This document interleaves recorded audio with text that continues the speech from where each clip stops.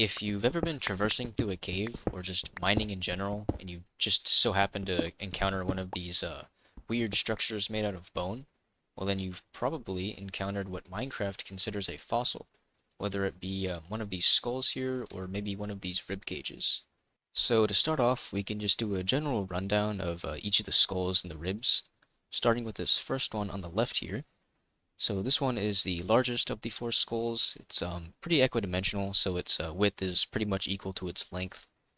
It has these two holes in the front here, probably for its eye sockets, a hole right here that might be for its mouth or maybe a nose, and then one large hole in the back here, either for maybe an attachment for a spine, or maybe these are just spacings between the lower jaw. Moving on to this one next to it, this one is actually pretty wide. It's wider than it is long. Has two holes in the front that are probably for its orbits, one longer hole in the front, probably for a mouth, and then these two bones, or two bone blocks right above the two eye sockets that are probably either a brow or maybe a horn or a pair of horns. And this one actually doesn't have that hole in the back like this one does. Next is the second smallest skull.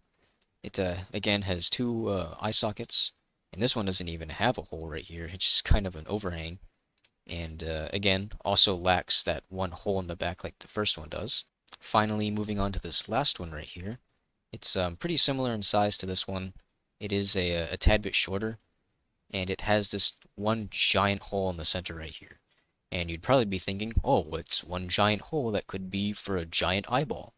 And if you were an amateur collector or a quote-unquote paleontologist about a few millennia ago, I would probably agree with you that it might be a cyclops. But based on more modern information, I would say that this is probably a proboscidean or an elephant. A lot of elephant skulls have this giant hole in the center where the base of the trunk would attach, and this is just one giant nostril. Now we can move on to the ribs, and there's not really much to say about the ribs. They progressively get larger. So this one has really small ribs. This one has slightly larger ribs that start to curve. This one larger ribs than this one that also curve, and then the largest ribs that, of course, almost fully curve to like a C. And these rib cages are pretty massive. I mean, even the smallest one right here is pretty large in comparison.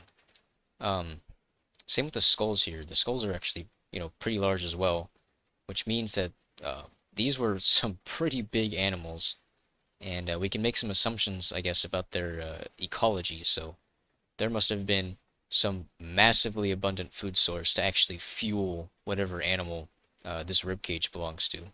Another thing is that you'll only ever find like these skulls or these rib cages completely generated by themselves.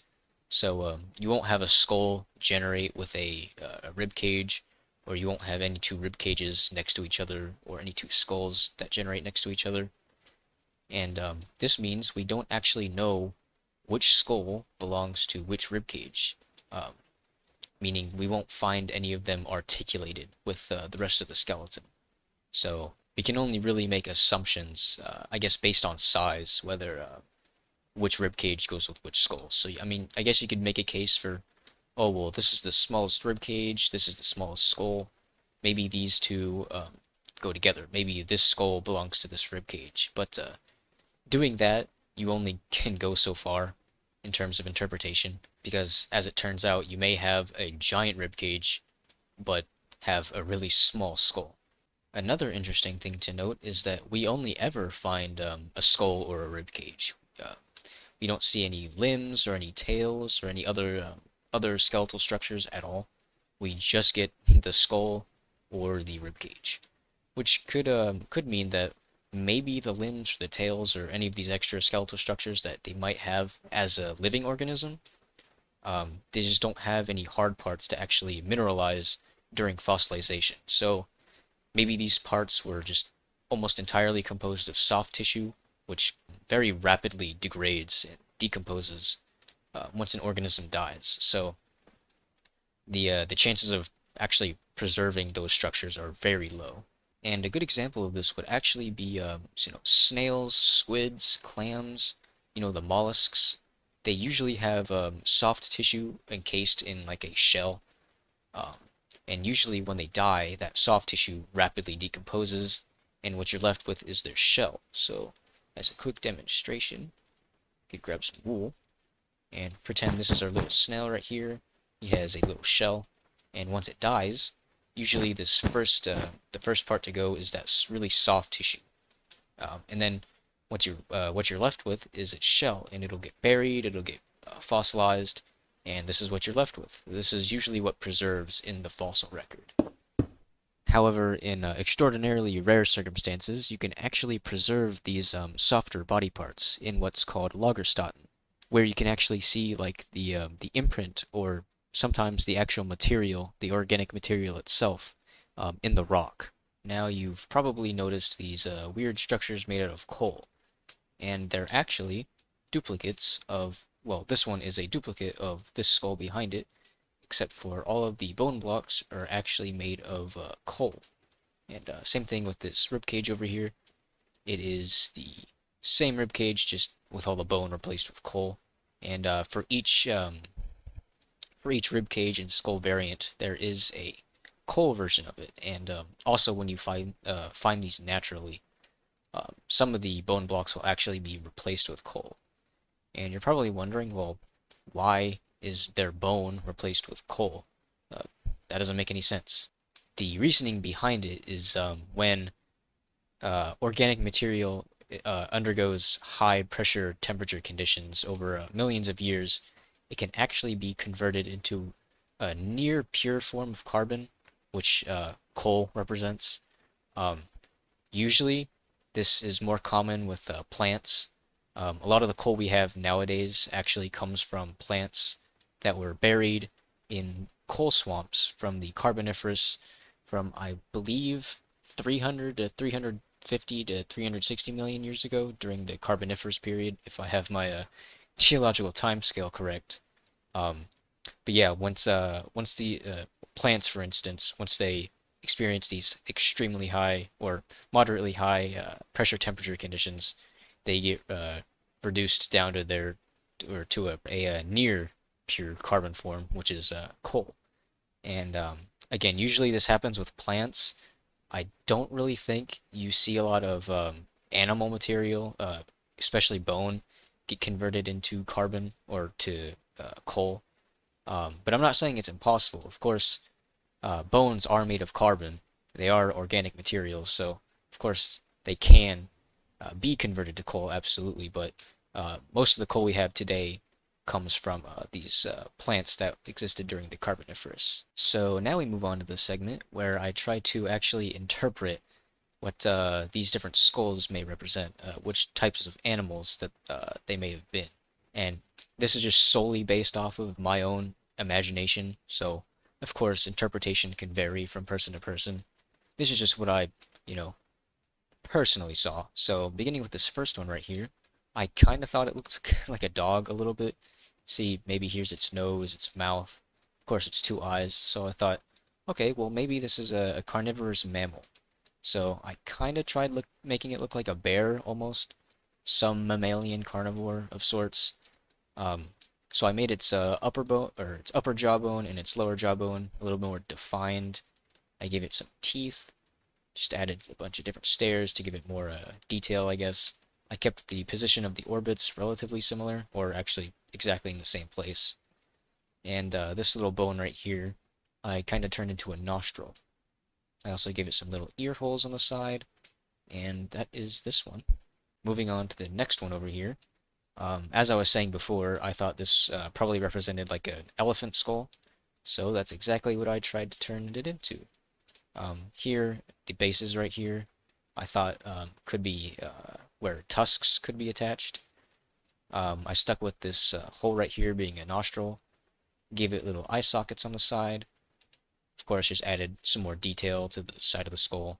Give it a lower jaw, as this one is just has a plate of bone right here. I kind of wanted to turn that to its mandible.